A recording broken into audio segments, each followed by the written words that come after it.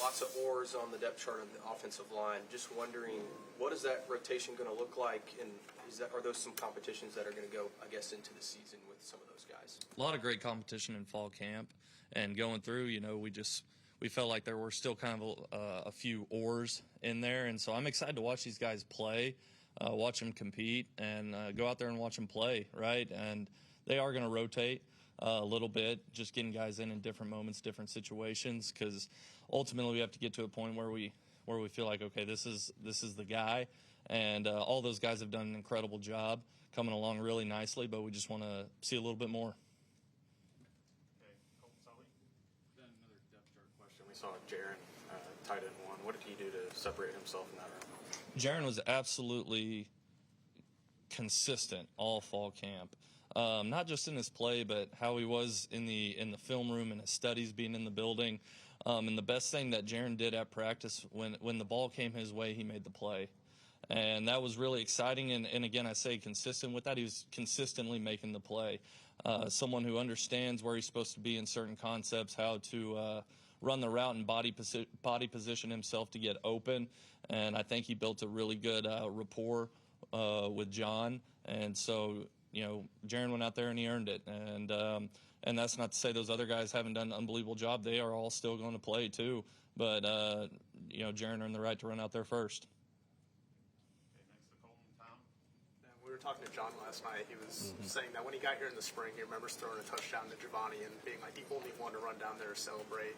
And I know you've mentioned before kind of celebrating the little victories, but what was it like kind of installing that kind of culture and just the process of it? Great question.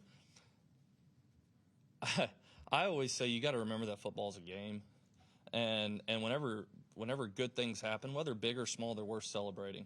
If you don't celebrate the small victories, you're going to let the minute inconveniences during a practice really start to hamper you. So you have to go out there. The ball finds energy, right? Positive things find energy whenever you're out there at practice.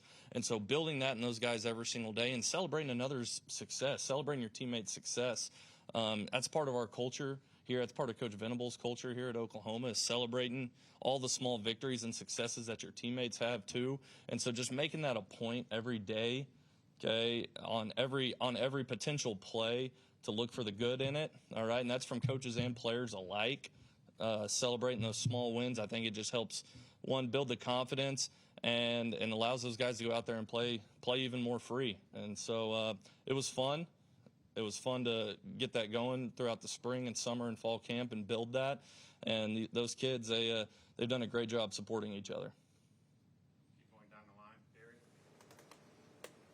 Gary. Yeah, Ben, I assume you're going to be on the field. Who's going to be your eyes in the press box on game days? Yeah, I will be on the field, and I will have, John Kuzieski, who came over with me from Washington State and was with me at Western Kentucky. He'll be up in the press box. Coach Joe John Finley, he'll be up in the press box. And those are the two main guys right there. Yeah, Ben, just sort of along those lines, why is it important for you to be on the field? Why do you prefer that versus up top for you? Yeah, awesome question. I think the immediate communication and interaction I can have with the guys, right, whether there's a adjustment that needs to be made or something really good happened right there and got to tell them, okay, hey, this happened. We got to keep on doing this. Be ready for this. I think the immediate communication that I can have, and you can also get a sense for your players when you're down there, right? Are they too high? Are they too low? And you can do something about it immediately, other than being in the box and having to necessarily rely on everyone else down there. And for me personally, just being a quarterback guy, I like being able to look John in the eyes and talk to him.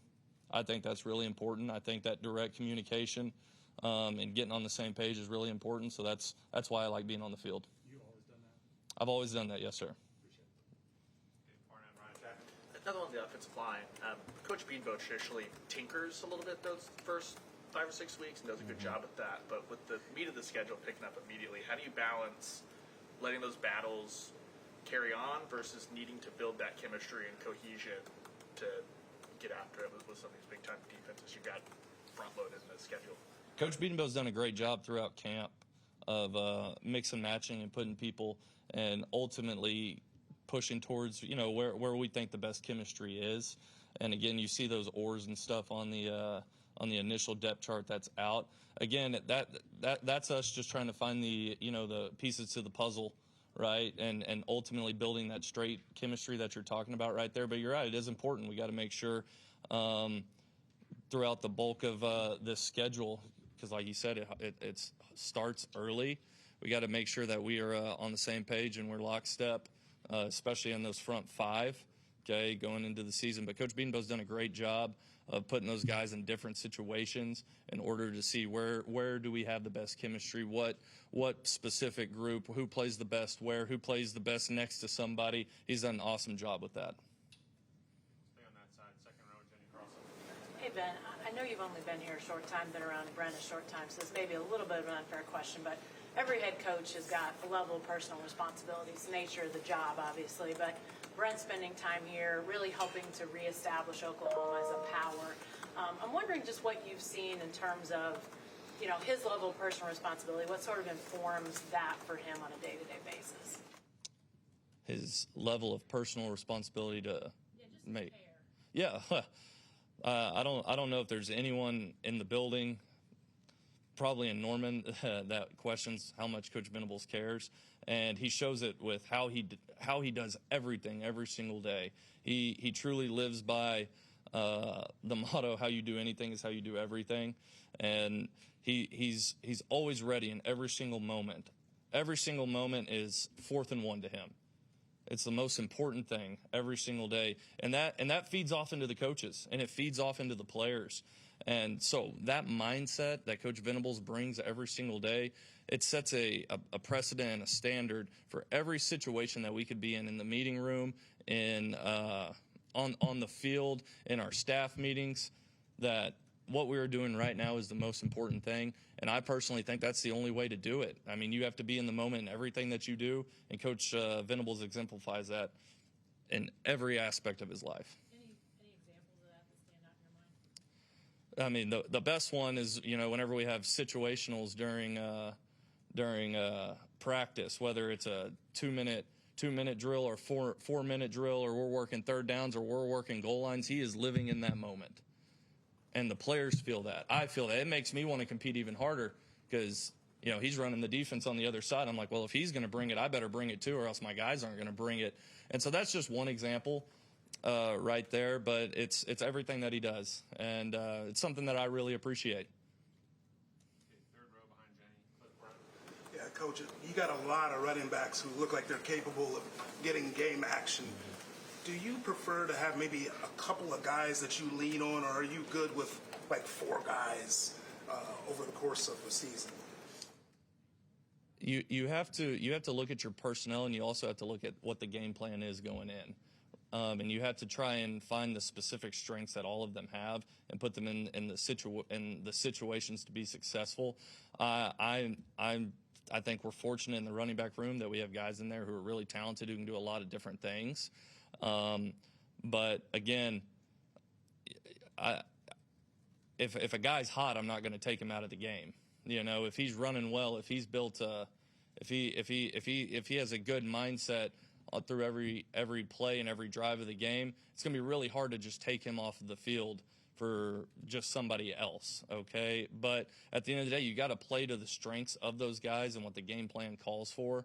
But also there's a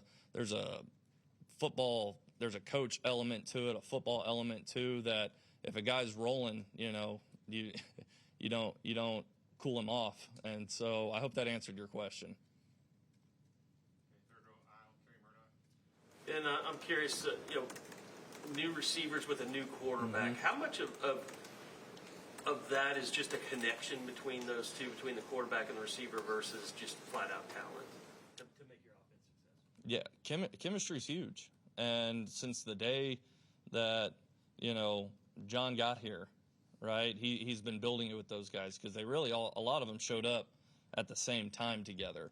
And then, also Mike building the chemistry with them and those guys. Chemistry is important.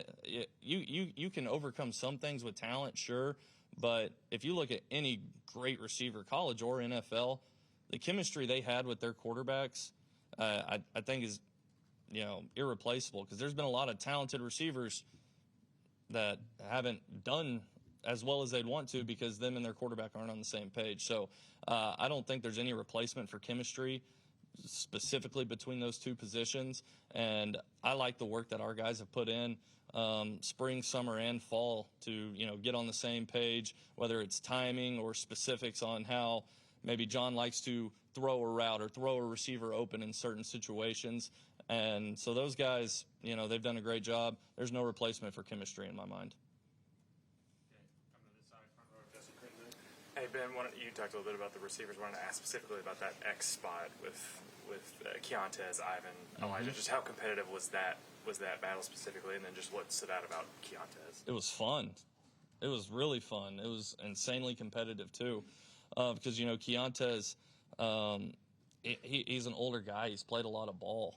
He might be in his 6th year of college football. Like that guy's a veteran. He knows how to attack practice, okay, and he knows what he needs to do in certain situations to make himself and the team successful. The best thing that I think Ivan did is Ivan attacked this fall camp. He attacked this fall camp. He was a guy. It was every single day, whether it was a little push, like a push crack onto a safety, or making a tough back shoulder catch with someone draped all over him. He consistently showed up in those moments, and it was so much fun to watch. And then E.T., for being a young guy, in that role, especially with those older guys there, really fed off them, and whenever you go sit in the receiver meeting rooms, you see him locked in and engaged. And whenever one of those older guys talks, he's not just, staring at butterflies or something. He's locked into what they're saying too, because he knows that they've done it. And so that specific position was a whole lot of fun, because there's a great amount of competition that went into it, and those guys brought it every single day. So I really appreciate that exact position you're talking about, but it was a lot of fun this fall camp. Yeah, you obviously showed up and kind of took a back seat when you first got here, going into the bowl game, and let Joe John finish out calling the plays. But what was, I guess, from that point to now, the biggest maybe cultural issue that you wanted to fix within the offense, and do you think you've accomplished that? And is there anything else that you're kind of looking forward to going through this season, working on?